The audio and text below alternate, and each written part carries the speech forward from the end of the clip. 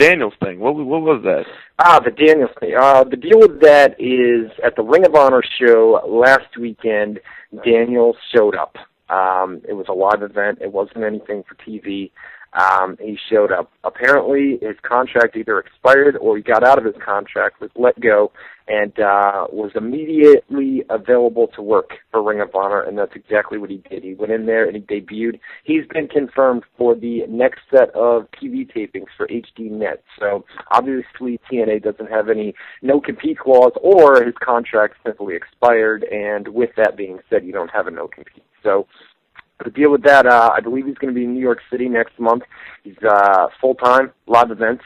And the deal was when he was released from TNA, it was that Wednesday. I think the release came early in the week, Monday or Tuesday. And on Wednesday, he went and met with Kerry Silkin, who's the ROH owner, and they worked out a deal, and that was that. So I was just thinking, so he's on HD Net, so he's still got some TV. Because it sucks if you lose TV, but your friend's there.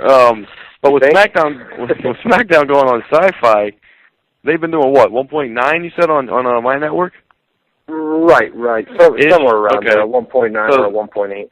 Theoretically, they could drop low enough that TNA could beat SmackDown on a weekly basis, man. If TNA got back to 1.2, 1.3, or even 1.5, like they could be beating SmackDown every week. That would be pitiful, bro. Oh, there's no I mean, it's crazy, man. If they go down to a 1.4, 1.5, and that's where they're going to be when SmackDown, moves to Sci-Fi. They're going to lose a huge chunk, man. So it'll be interesting, man. That was the other question I had about I guess it ties in with ratings since it's a new lead-in for Impact every week, which is disastrous. Why would you want 3 hours? I mean, WCW did that, and it was the one thing that, not the one thing, but it was one of many things that really screwed them up. If they would have done 2 hours. Dude, they were talking about moving WWE Raw to 3 hours not too long ago. 3 hours on a weekly basis, 8 to 11. Well, that wouldn't have, WWE could pull that off no problem, but TNA, they're trying to compete with a giant, and you're going to water your shit down if you have 3 hours in a row. But what the hell is TNA Reaction? I don't even know what the concept is. Is it a live show? No, it was real. I'll tell you what, it was a real cool concept, man. Basically, I heard it was good. I just don't know what it is. Yeah, they go out there and they do the matches, and then they do basically. Wait, what do you mean they do the matches? They show old matches? No. They go out there and do their. It's all live. Basically, they go out there. Okay, say last night on Impact, you had. They go out there and do a match. You had Shannon Moore and Kaz go out there and do a match. And then as soon as they get backstage through the curtain, they would follow them around and they would do, it wasn't anything scripted. None of the promos were scripted. It was basically backstage access where there were just cameras all over the backstage like a documentary. Like as soon as you leave the ring, the camera follows you no matter what you're doing. The camera would follow you. That sounds really fucking cool, man. Did they follow like actual stars or just? Oh, they followed a bit. Flair was back there. Hogan was back there, and they showed guys. Basically, it was just guys. I don't know if you've watched Last Call with Scott Hall, where they did a backstage. I watched one of them. Impact. Yeah. But basically, guys are just mingling around, and they show the backstage atmosphere, the things that go on behind the scenes after matches, before the guys go through the curtains, and stuff from the dressing rooms and stuff like that, man. And none of it was scripted. Nothing came across the script. Right, and they did a 0.3? God damn. They did a 0.3, dude. I mean, it's just, I'll tell you what, man. And TNA's product, I don't think it's... What were they hoping for? Like a 0.5, 0.6? What were they were expecting... They wanted a nice lead-in. Basically, the idea behind it was you were there to tell people that at 9 o'clock Eastern Time, or at 8 o'clock Eastern Time, TNA Impact was going to air live. This was just a 1 hour special before that. It was basically hype to let everybody know that Impact was going to air at 8 o'clock, I guess, but I mean, 8 o'clock is before Raw anyway. You don't need, that's the whole point of it going an hour before Raw is to get the people, whatever, but...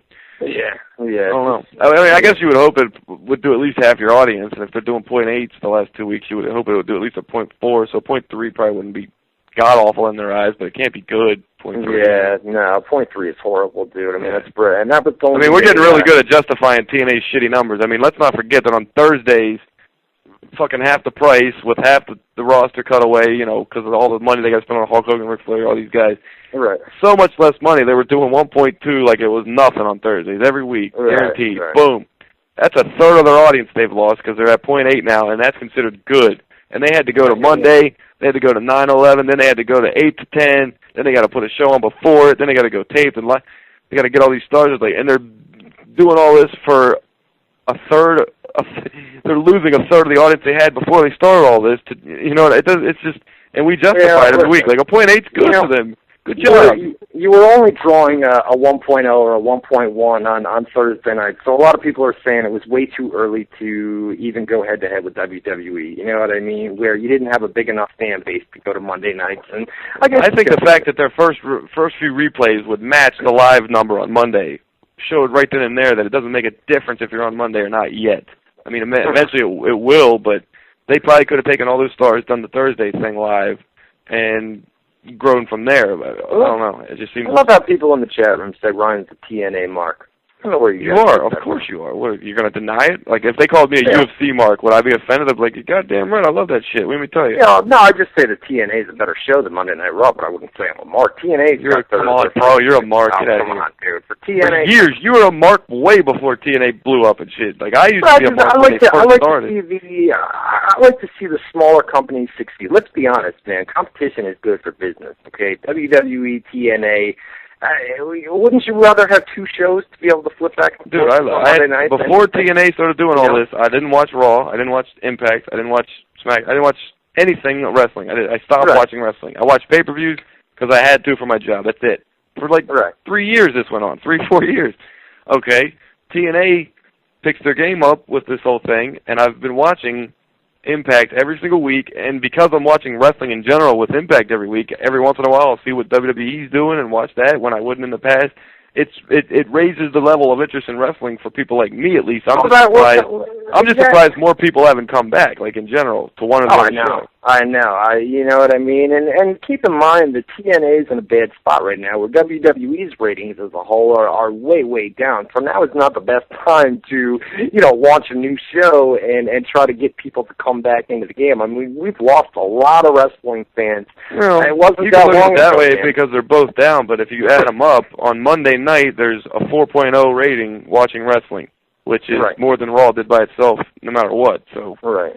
It's overall more, but it's barely more. You know what I mean? Like Raw does 3.7s, they're doing 4.0s with both shows combined. That's not great, but I mean it's more wrestling fans than was watching on Mondays.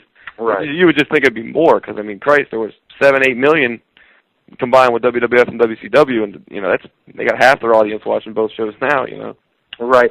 Hey, let's get some other news here. I guess the Honky Tonk Man, right? He came and he opened up his website. Remember you used to have the website years ago, and it was all controversial. This guy's annoying, bro. Well, no shit, dude. Well, I guess he's got he thinks that he's got this inside source at TNA, and I have no idea who it is. But basically, he broke the Nasty Boys firing for TNA a few weeks ago, and basically said because that was an incident at a thing which he would have had obviously sources for, because any jerk off in wrestling would have been there, and Well, basically, wasn't there an incident at a convention or something with them, and that's why they got fired? What was it?